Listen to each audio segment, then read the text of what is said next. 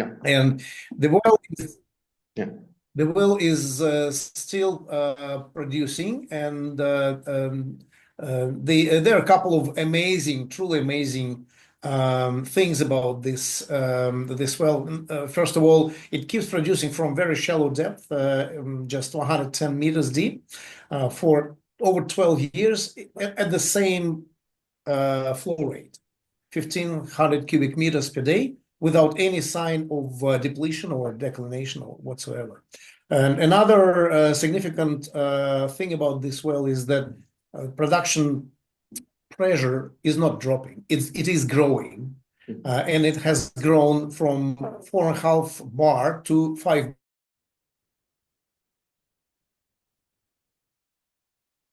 All right, all right. We waited. So we paused. The production, the pressure has grown from 4.5 to 5 bar since the well started producing commercially, and these two things make from the conventional petroleum industry viewpoint, it makes this well being very unique. From our perspective, based on the concept we operate, it's perfectly normal. And in fact, it was predicted by Dr. Larin 20, maybe 30 years ago when he first suggested to drill for natural hydrogen. So the well in Nebraska was spud in 2018 by Nikolai Larin and his team. And in the early 2020s, the things started happening with increasing speed. So Coloma is the biggest investment so far. To the date, they raised about $450 million US in two series, Series A, Series B, with a number of major players like Bill Gates, Breakthrough Energy, Amazon, Green Energy Fund, Mitsubishi recently invested $50 million through the extended Series B and so forth. However, Coloma is not a public company, so they are private company. So they don't really have to share anything with the public, which they execute with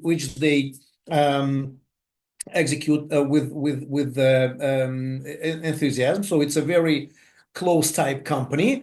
But from what we hear, they keep drilling in the Mid-Continent Rift in the United States using 3 proxy companies. They don't drill directly on their own.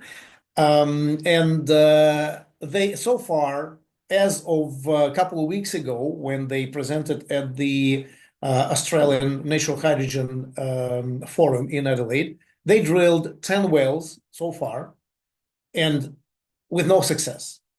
All wells are dry. There is no significant success. They haven't shared too many details, but they announced that now they are actively looking for cooperation, which in our opinion means that they don't have much left from the scientific concept viewpoint.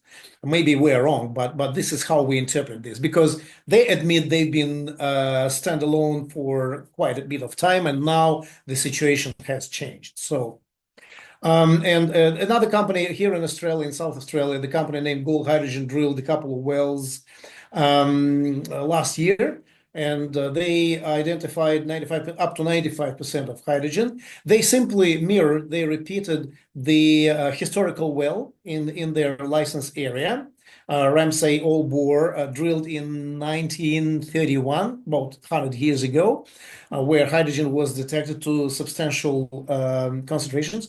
And they simply mirrored it. Once again, they achieved a wonderful result in terms of hydrogen concentration, up to 92%, and especially helium, almost 37%, which is probably the world record. But the problem with this well, with these wells, is that they don't have a flow. Because hydrogen is captured, encapsulated in the fractured subvertical fractured zones. So obviously it got there from somewhere, from below. but they don't have means to identify the conduit. Simply said, they don't really know what to do with it. And without the strategy, without substantial progress on this, their stock is going down currently. So unfortunately, so we offered them our services several times. We offered them to cooperate. They never came back. So we watched their shares, their stock going down. Anyway, so next, this is our team. If I may introduce our team. So this is myself. This is Nikolai. Larin in the process of drilling this first well in Nebraska 5 years ago. And we're both on PhD programs, although with different institutions. Nikolai published 26 papers, 2 manuscripts, registered 4 patents. So he's the source of IP in our enterprise. I'm more like a business engine for it. So this is the squeeze out the essence of the primordial hydridic earth concept as formalized by Dr. Larin. So this is what we are looking for. This is what we're exploring for. The streams, jet streams, so-called chimneys of hydrogen emerging towards the surface. And with time, these jet streams become more packed, which makes them more convenient for exploration. However, closer to the surface, these packed streams become more dissipated, start fanning due to the lithostatic pressure gradient drop. So simply because there are more pores and fractures and faults and shear zones closer to the surface. So the rocks, the formations are less compacted, and hydrogen finds multiple exit ways towards the surface. So on the surface, more often than not, hydrogen forms so-called, we call them circular depressions. Some people call them fairy circles, which term we don't really support. And so the philosophy we pursue is this is the blowout of this section here.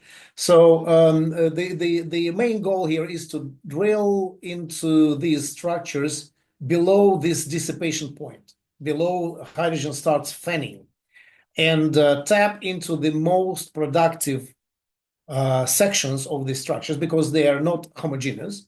They are very much heterogeneous and anisotropic.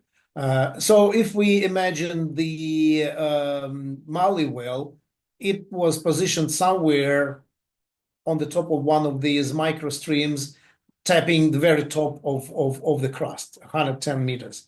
So we suggest drilling vertical subvertical wells, crowfoot or fishbone boreholes with multiple completions, lower completions. And one structure may require several wells to be drilled like this. So once again, it depends on the structure type, size, its parameters and characteristics and so forth. So natural hydrogen rates, this is a very sensitive question since a lot of companies detect natural hydrogen, mostly accidentally, as for the when it comes to the oil and gas operators. But very few bother with recording the flow rate, which is one of the main commercial parameters. So we collected as many as we could find from the open sources. There are much more. There are thousands and thousands of wells around the globe where natural hydrogen was detected in the course of the past several decades. The problem was it was either ignored or deliberately ignored.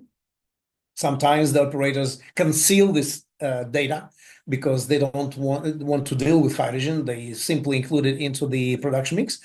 In some cases, there was no chromatograph at the mud logging system on the well site, or when chromatograph was included into the package, it was filled with hydrogen for carrier gas, which makes detecting hydrogen in the mix impossible.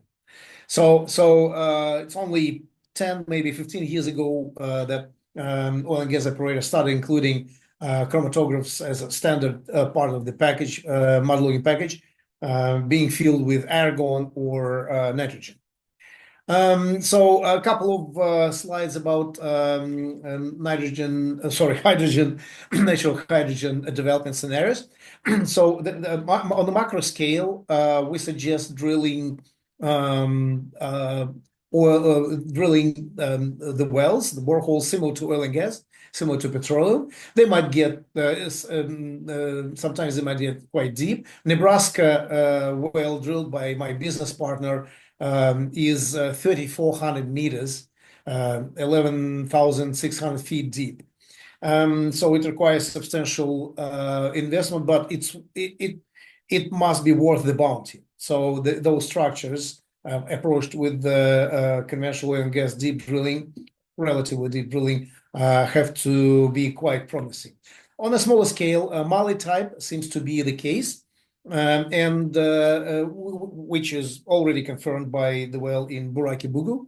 And somewhere in between, we foresee the scenario we call harvesting, when hydrogen could be harvested, could be produced from the area, with which will require drilling several dozen or maybe 100 of shallow wells using cheap mining or waterborne technologies, and this concept might be a substitution for each of these two, Nebraska or Mali type, sitting, like I said, somewhere in between.